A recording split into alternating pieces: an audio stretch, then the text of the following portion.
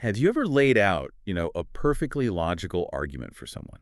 I mean, you've got it all ready to go. You have airtight evidence, clear reasons, a whole timeline of events. It is just a masterpiece of reason. Oh, yeah. You've practically built like a mathematical proof, Yeah, completely ready for peer review. exactly. And you present this masterpiece to them, fully expecting the other person to just say, yes, I see your point. I stand corrected. But instead, you just watch them completely shut down. Or worse, they get furiously defensive. Right. And you're left standing there thinking, are we even looking at the same reality right now? It's totally baffling when it happens. It is incredibly frustrating. Well, our mission for this deep dive is to figure out exactly why that happens. We are diving into a really fascinating set of source materials today surrounding something called the Deru Kailo system. Yeah, it's a really comprehensive linguistic and cognitive framework. It basically maps out how humans actually communicate and miscommunicate. And our goal today is to give you a practical toolkit for your next difficult conversation. We want to unpack exactly why logic alone doesn't change minds, and how to decode the hidden layers of meaning that people are actually protecting when conversations just break down. We're basically going to reveal the hidden architecture beneath our everyday arguments. Because once you see the mechanics of how human beings actually process conflict, you realize that most of the time we aren't even disagreeing, we're just completely missing each other. Okay, let's unpack this. Let's set the scene from the sources for you. You're in a disagreement, and you say, look, the evidence is clear. Here are the facts. And the other person replies, you don't understand what this means to me. Right. And you might be 100% correct about the evidence. You have the examples. You have the logic. But the conversation still hits a brick wall. Exactly. And the common assumption we all jump to is just to write the other person off, right? Oh, totally.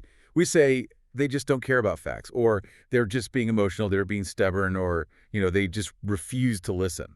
And, well, to be fair, sometimes people do just ignore evidence, or they protect false beliefs. We can't pretend that doesn't happen. Sure. But the Deru Kailo framework argues that this explanation is dangerously incomplete. When a logical argument fails, it isn't necessarily because the other person is incapable of reason. It's usually because your logic is aimed at the wrong layer. It's like, well, think of it like trying to unlock a door with the wrong key. And when it doesn't turn, you just push the key into the lock harder. That's a great way to put it. The logic isn't wrong, it's just aimed at the wrong layer entirely. Right, and what the source material points out is that stronger logic doesn't automatically answer protected meaning. The person pushing back isn't just disagreeing with your evidence, they are protecting something deeper. Like what? Things like their identity, their dignity, their sense of belonging, or their safety. They're hearing something totally different than what you're saying. So when you present your facts, what they're actually hearing is, your lived experience does not matter. Yes, or your group is being judged, or even your values are being completely dismissed. Wow. And when that happens, when someone feels like their dignity or identity is threatened, more logic doesn't create more clarity, does it? Not at all. It just creates more defense. The argument you are making is answering facts, but the person you are talking to is protecting meaning. So to really visualize this breakdown, the sources outline two completely different domains of questions we ask during a conflict.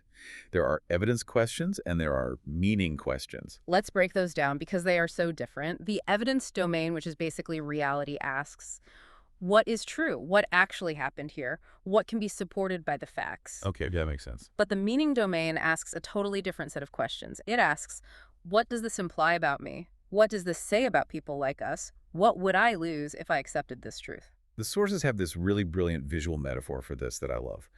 Picture a logic arrow and a meaning shield. Oh, yeah, the arrow and the shield.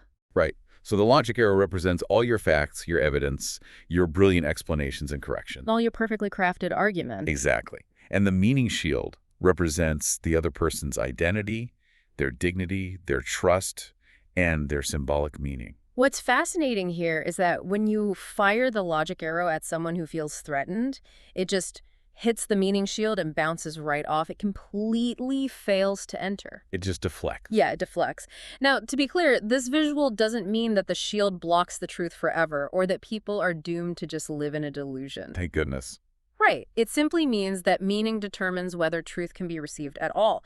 You have to first locate what is being protected before you can bring evidence into a safer, clearer conversation. If you just keep firing logic arrows, you're just going to dent the shield and make them hold it up higher. Exactly. But if we know we need to lower the meaning shield before firing the logic arrow, how do we identify exactly what the shield is protecting in real time?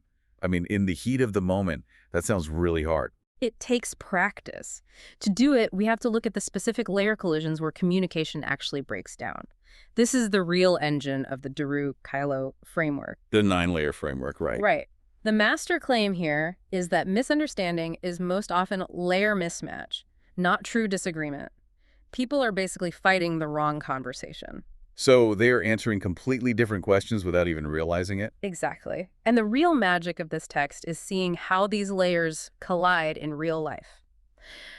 Let's look at a really relatable example from the sources. Intention versus impact. Oh, this one is everywhere. You see it all the time. One person says, I didn't mean to hurt you.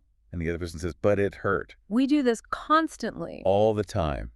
We defend our intent when the other person is simply asking us to acknowledge their experience. It's a classic layer collision. The person who was hurt is speaking about how the event landed for them, but the person defending themselves is speaking about what they meant to do. They're just totally talking past each other. Neither person is necessarily wrong, but they are answering different questions. But if you answer someone's impact with your intention, you're implicitly telling them their pain isn't real because you didn't authorize it. Oh, wow. Your pain isn't real because I didn't authorize it. That is incredibly convicting. You think you're just explaining yourself, but you're actually completely invalidating their reality. Right. And another huge collision the text highlights is event versus pattern, or in the framework's terms, the physical layer versus the structural layer. Let me give you a very real, slightly embarrassing example of this. The classic unwashed dish in the sink argument. Oh, the universal conflict. I have absolutely been on both sides of this. Let's say I leave a dish in the sink and my partner gets upset. At the physical layer, the reality layer, I'm thinking it's just one dish. What happened is I left a dish. It's really not a big deal. Right, you are entirely focused on the isolated physical event. It's just a piece of ceramic. Yes. But my partner isn't looking at the physical layer at all. They are at the structural layer. They are saying, this keeps happening. It's a pattern. It's structural. And by the time it reaches the relational layer, which is deep in the meaning domain, they are feeling, I am always the one who cares about the house, and you don't respect my time. And look at the mechanics of how those layers mismatch in that exact moment. You are defending a single event with logic. You're saying, it was just one time, it takes 2 seconds to clean. I'm firing a logic arrow at the physical layer. Exactly. But your partner is holding up a meaning shield at the relational layer. Their trust and dignity feel threatened. If you just argue about the physical dish, you will never, ever resolve the conflict, because the conflict isn't about the dish anymore. It's about the structure and the relationship. And it feels so ridiculous in the moment to be having a massive scream match over a plate. But it makes total sense when you realize the plate is just a proxy for the relational layer. Precisely. And this friction scales up too. We see it constantly at the literal versus symbolic layers. Oh, like when someone says something offensive and then says, it was just a joke. Exactly. At the literal layer, maybe it was meant as humor. But at the symbolic layer, the other person feels their dignity or their entire culture is being mocked. Right. The joke isn't just a joke. It's a symbol of a much larger disrespect. Which brings us to the strongest organizing principle from the Deru Kailo text. It's basically the golden rule of this entire system. Before defending, locate. Before defending, locate. I seriously need to put that on a sticky note on my fridge. It forces a pause. Yeah. You have to figure out what kind of conversation you're actually in. Are you in the reality domain, arguing about what physically happened?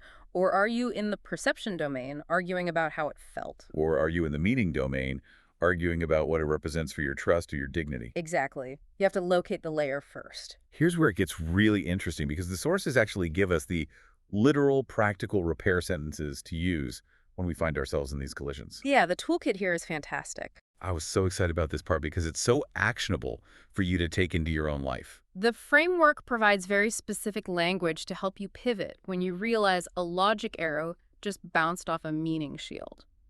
Okay, let's say I'm in that argument about the dish, and I can feel the tension escalating. The first practical repair sentence the sources offer is, I want to understand what this issue represents for you, not just what argument you are making. That's a great one. Or if you want a slightly more natural conversational version of that, you can just say, before I keep giving reasons, can I understand what this touches for you? Just imagine someone stopping and saying that to you in the middle of a heated argument. Can I understand what this touch is for you? The de-escalation would be almost immediate. It really would. You are basically saying, I see your shield. Why is it up? Wow, yeah. And then the text gives us what it calls the signature Deru Kailo layer repair script. Mm. It is profoundly simple, but man, it requires checking your ego. Oh, definitely. You just say, I answered the wrong layer, let me go back. It is so powerful because you aren't just giving a blanket, I'm sorry, to make the conflict go away.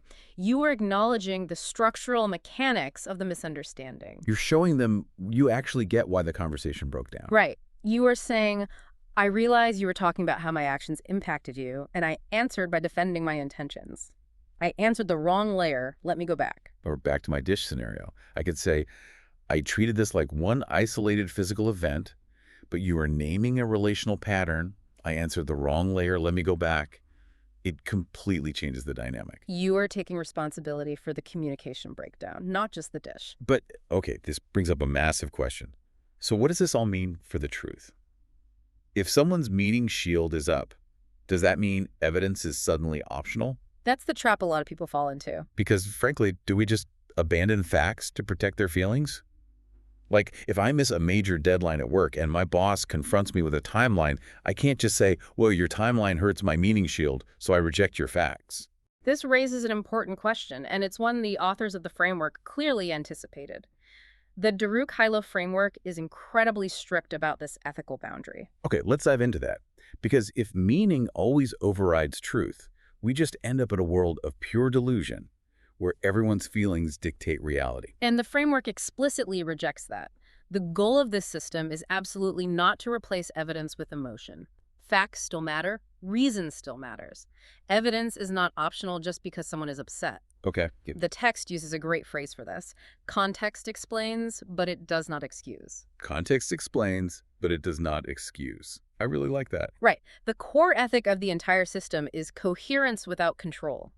The goal is to build a coherent shared reality, but you don't get to control the facts just to suit your comfort. So you can't just call actual harm or incompetence a misunderstanding. Exactly. If there is manipulation, abuse, or bad faith, deeper interpretation isn't the answer, setting a firm boundary is.